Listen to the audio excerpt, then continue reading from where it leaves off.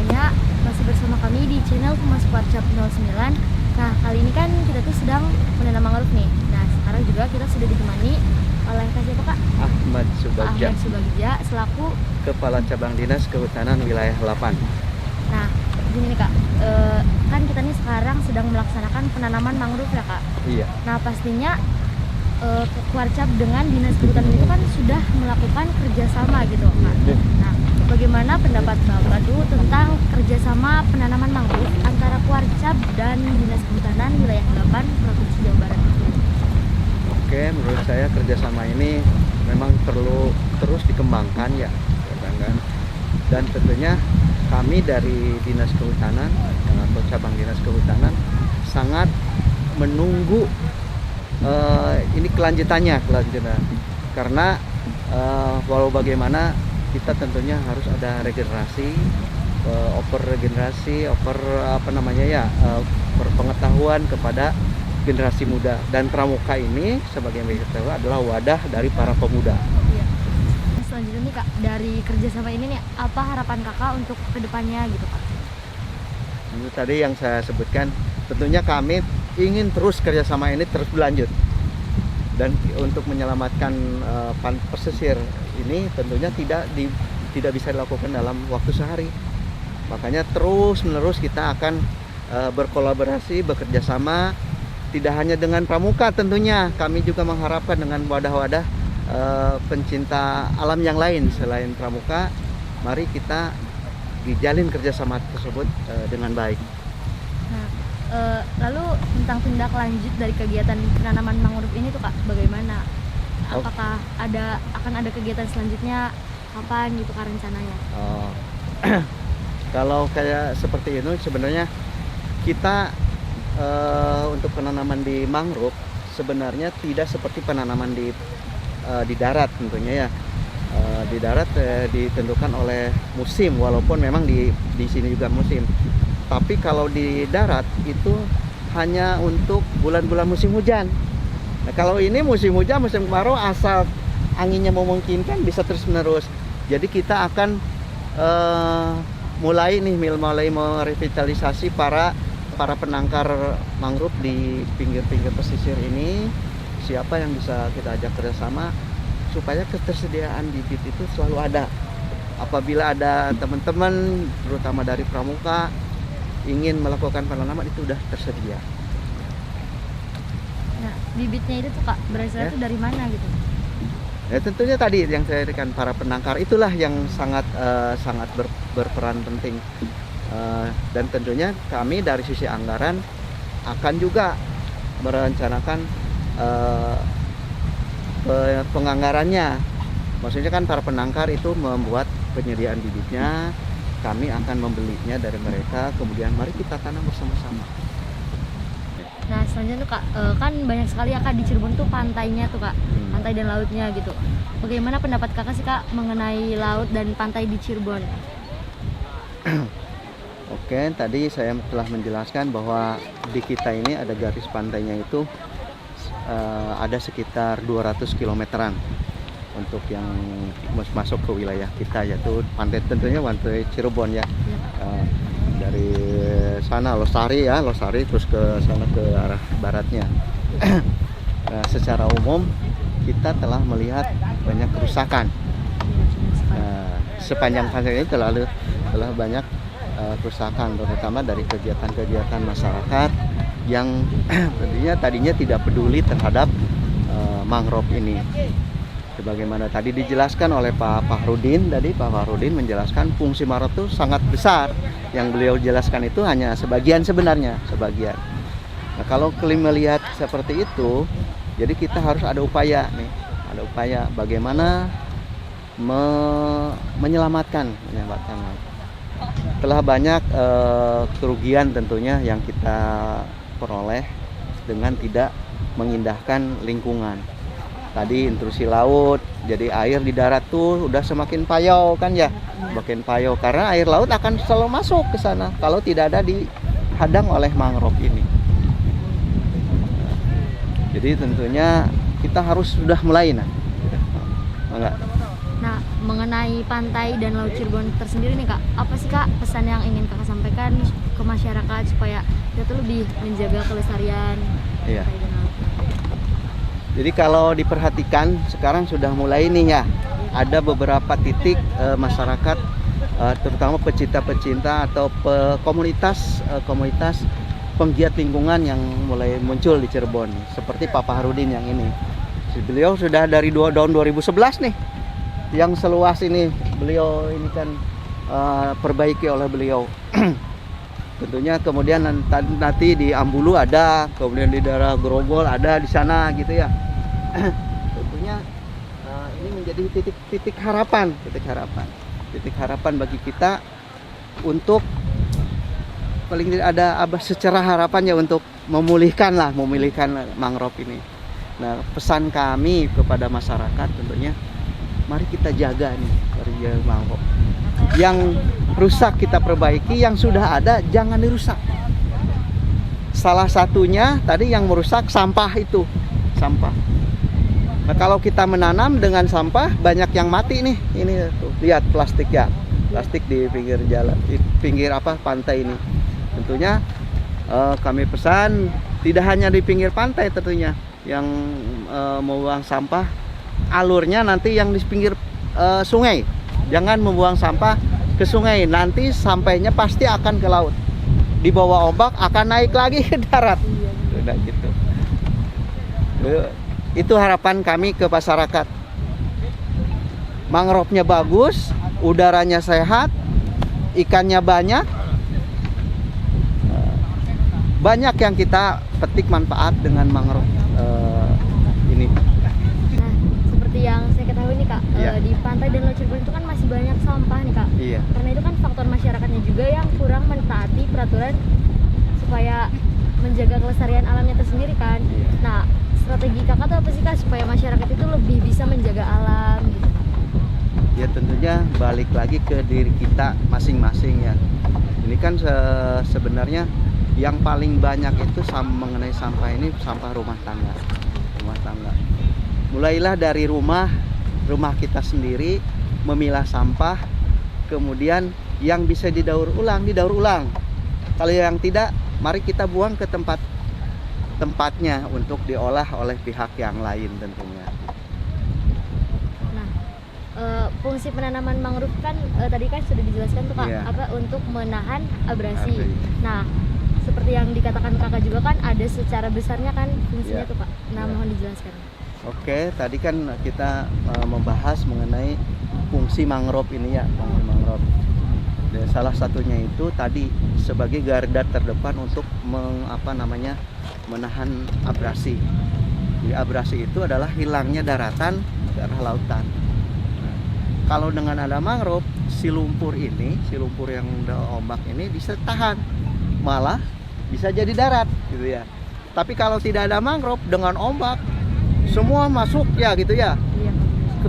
tersedot ke laut malah hancur gitu. Di samping itu tadi menahan intrusi air laut ke darat. Air darat menjadi lebih asin atau payau malah gitu. Di payau malah asin gitu ya. Seperti yang terjadi misalkan di Jakarta misalkan ya. Mangrove-nya udah hancur, makanya orang menggali sumur, air sumurnya pasti payau gitu. Itu dua berarti. Yang ketiga tentunya kita tahu bahwa mangrove itu memiliki hijau daun. Fungsi daun adalah untuk berfotosintesis. Salah satu fungsi fotosintesis adalah menghasilkan oksigen. Nah, tadi dijelaskan oleh Pak Paharudin kalau mangrove itu adalah jagonya dalam menyerap karbon dioksida. Bayangkan kalau ini sudah hijau semua. Cirebon itu kan daerah panas, daerah kota, banyak kendaraan, banyak pabrik. Kalau ini udah hijau, otomatis udara menjadi sehat. Nah, yang berikutnya, mangrove ini nanti perakarannya itu biasanya perakaran tunggang ya ke atas dia ya. Itu menjadi lokasi tempat berkembang biaknya ikan. Tadi udah jelaskan, tadi dulunya nggak ada nih yang namanya pencari kepiting, sekarang sudah mulai ada. Itu diakui oleh setiap nelayan sebenarnya. Kalau nelayan mangrove nggak ada, ikan tuh jauh. Mereka pasti berlayar itu memancing ikan pasti jauh. Tapi kalau ada mangrove, di sini berkembang ikan, ada ikannya yang kecil, ikan-ikan besar juga tertarik ke sini sebenarnya. Nah itu yang saya barangkali saya jelaskan. Nah berarti mencari kepiting itu kan salah satu faktor ekonomisnya ya Kak. Ada tidak sih Kak faktor ekonomis yang lain gitu dalam penanaman mangrove itu? Selain tadi ikan tentunya untuk menjadi mata pencaharian, tentunya untuk ekonomis. Tadi jelaskan juga ada fungsi obat di situ ya. Mangrove itu salah satunya adalah penghasil obat. Salah satu obat itu ya untuk obat diabetes yang tadi dijelaskan oleh Pak Fahrudin. Selain itu sebenarnya kalau pantai kita ini udah indah, udah cantik, kita bisa mengembangkan pariwisata. Pariwisata pantai. Kalau pariwisata sudah terbuka, lapangan pekerjaan yang lain pasti terbuka. Orang-orang mulai berjualan, banyak nanti yang terserap di sini. Sisi angkutannya, kemudian banyaklah dari pariwisata itu untuk salah satu untuk menggenjot ekonomi di situ. Nah, banyak yang terbukti yang sudah diinikan di Indramayu itu di Karangsong. Kita bisa studi banding sebenarnya ke sana di Karangsong, bagaimana masyarakatnya menjaga wilayah di Karangsong itu dikembangkan mangrove sedemikian rupa menjadi wisata mangrove. Kalau kecil-kecilan kita di sini ada Ambulu. Di Ambulu ada dikelola oleh Karang Taruna di sana. Silahkan bisa dilihat di sana, di wawancara pengelolanya bagaimana pantai itu dalam skala kecil, belum berkembang seperti yang di Karangsong di Indramayu. Nah pastinya kan di setiap pantai itu kan perlu banget ya Kak ada penanaman mangrove. Iya. Nah faktor apa saja sih Kak yang mempengaruhi persebaran hutan mangrove itu? Dijelaskan bahwa tadi oleh Pak Fahrudin bahwa siapapun bisa menanam mangrove. Berhasil atau tidaknya sebenarnya banyak yang mempengaruhi. Nah, salah satunya ini kita nanam di lain musim misalkan ya, ombak yang besar terseret. Yang kesananya paling ini kan adalah faktor manusia. Nah, kita tidak bisa menahan beberapa daerah untuk menjadi daerah tambak. Berhasil ini dijadikan hutan mangrove. Ini kan jadi darat. Itu dari nanti kesananya itu jadi rebutan. Dipetak. Berikutnya nanti ditebang lagi menjadi tambak udang, tambak bandeng. Ini banyak yang kejadian di kita. Tentunya untuk seperti ini ya kita harus tidak bisa diselesaikan oleh dinas kehutanan saja, enggak yang kayak gini. Multi instansi yang harus ikut bertanggung jawab bagaimana menyelamatkan mangrove dari sisi itu. Kita hanya nanam, kemudian nanti pihak lain yang merusaknya karena ada target tertentu dari capaian kinerja, tentunya sama aja bohong ya. Nanam 100 hektar kemudian nanti dirusaknya juga berapa tahun kemudian segitu juga nggak akan selesai. Nah berhubung kan kegiatan ini sedang dilaksanakan ya Kak, apa sih Kak persiapan yang disiapkan oleh Kakak gitu dalam penanaman mangrove saat ini? Oke. Jadi tentunya untuk tahap sekarang kita memang dengan keterbatasan anggaran juga. Jadi kita hanya membantu dari sisi penyediaan bibit. Tadi di awal sudah saya jelaskan, sebisa mungkin tentunya kita akan menyediakan bibit itu. Pak Gubernur sekarang sudah menggulirkan yang namanya program gerakan tanam dan pelihara pohon. Nah, salah satunya itu adalah kontribusi dari sekolah, ASN di sekolah ataupun dari murid-murid sekolahnya. Sebenarnya dengan program di dalam program GTTP itu ada satu kewajiban dari siswa yang akan lulus, yang siswa yang akan lulus diwajibkan untuk menyumbang berapa? 5 ya. 5 pohon. Pohonnya bisa apa saja. Silahkan. Tapi kalau untuk di Cirebon, saya pikir karena wilayah pantai dan kita akan mengembangkan pantai, kenapa tidak kita yang sumbangan dari para siswa itu dibelikan untuk penyediaan bibit. Bibitnya disediakan oleh para penangkar, kemudian nanti ada sumbangan dari dari siswa salah satunya, kemudian ASS Jawa Barat yang lain itu bisa dibelikan ke bibit yang telah ditangkarkan oleh para penangkar itu. Di sini kita akan berarti sudah kolaborasi antara ASN, kemudian siswa, kemudian penangkar. Dari sisi penangkar mereka akan sangat terbantu dari sisi ekonomi. Mereka akan lebih giat lagi karena produksi mereka dibeli, tentunya ada pemasukan kepada keluarga. Tadi sisi ekonomi bisa ditambahkan itu. Iya, Kak. Ya, gitu. Oke. Nah, kesan Kakak tuh apa sih Kak dalam penanaman mangrove saat ini? Kesannya? Oke, saya kesannya sangat senang gitu ya. Senangnya kenapa? Karena dengan generasi muda yang sudah mau ikut dalam melestarikan salah satunya adalah hutan pantai atau hutan wilayah pesisir ini. Bagaimanapun juga kami tentunya generasi tua akan tersisih dengan ombak yang baru selalu mengalahkan ombak yang berikutnya kan ya, yang seininya. Jadi kami tentunya harus mulai ini, dan sambutan dari adik-adik pramuka kami sangat senang. Mudah-mudahan ini terus berlanjut, tularkan semangatnya ke adik-adik yang lain. Sekarang kan misalkan kelas 3 turunkan kepada kelas 2 nya kelas 9 ya Kelas 11 ya, kelas 11 ke adiknya lah, adik-adiknya terus. Tentunya nanti semangat itu nggak akan hilang karena ada terus generasi. Kita ini ya seperti ini, Pak Fahrudin sudah menargetkan sebenarnya sekali penanaman nggak akan bisa lebih dari 300. Walau bagaimana, lihat ininya, arahkan kamera ke sini, ke sana. Nanam rumputnya aja sudah 1 pinggang kan. Bagaimana jalannya? Kalau nanam 10 aja luar biasa capeknya ini. Nggak bisa jalan. Nah, di lokasi-lokasi yang tertentu biasa pakai sampan. Ya. Di Namayu, di Purwakarta atau di ini pakai sampan mereka tuh.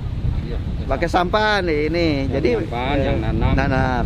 Ada yang nanam, ada yang bawa bibit gitu ya. Jadi sistemnya seperti itu. Tapi kalau adik-adik pramuka senang aja kan sambil main-main gitu ya. Sambil main-main itu senang gitu. Ya mudah-mudahan apa yang kita tanam sekarang ini kita lihat tahun berikutnya, kita lihat nih masih ada enggak. Ya masih ada. Karena tadi ombak itu akan membawa ini. Daya tahan bambu ini berapa? Ya bisa lah, mungkinnya bisa sampai 1 tahun lah, 1 tahun atau 2 tahun karena gak ada rayap kan, gak ada rayap. Tapi oleh ombak nggak tahu kita. Tapi seberapapun usaha kita tetap harus berusaha. Sulitnya bagaimana, tetap harus ada usaha. Jangan menyerah, jangan pernah menyerah. Tentunya kita ingin mewariskan ke generasi yang akan datang lingkungan yang lebih baik dari sekarang. Ya, terima kasih Kak atas jawaban dari Kakak, itu sangat memuaskan banget buat kita dan menambah pengetahuan buat kita semua ya Kak. Amin. Terima kasih. Barangkali ada yang ingin disampaikan lagi Kak kepada semua generasi muda atau masyarakat. Ya, melestarikan lingkungan itu bukan hanya kewajiban Dinas Kehutanan, Dinas Lingkungan Hidup, tapi kewajiban kita semua. Setiap diri kita memiliki tanggung jawab itu. Tanamlah 1 pohon. Tanamlah walau 1 pohon dalam 1 tahun itu. 1 tahun. Jangan pernah kita tidak menanam. Karena tadi kita ke sekolah sekarang anak-anak muda aja udah pakai motor ya. Iya. Udah pakai motor. Motor gas buangnya CO2. Sementara satu-satunya di dunia ini, di dunia yang saya ketahui, hanya pohon yang bisa menyerap CO2. Sebagai imbal baliknya tentunya kita harus sadar diri. Sadar diri. Kita tanamlah, mau di darat, mau di pantai, mau di gunung, silahkan di mana saja, tanam minimal 1 tahun satu pohon. Sebagai sumbangsih kita terhadap lingkungan, yaitu menyerap karbon dioksida. Barangkali itu. Terima kasih. Terima kasih Kak, semoga apa yang disampaikan oleh Kakak bisa memotivasi kita semua ya Kak. Supaya Amin, lebih amin, menjaga amin. alam. Amin, amin, amin. Terima kasih.